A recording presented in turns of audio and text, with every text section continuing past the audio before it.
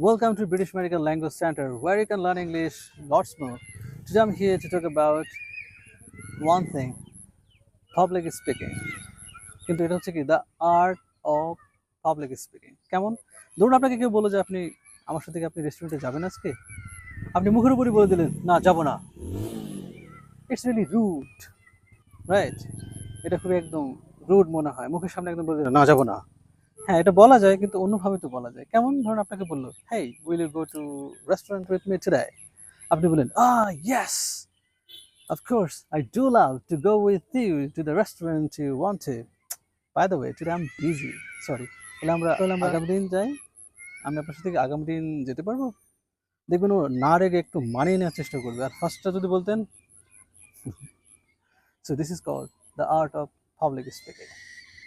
By.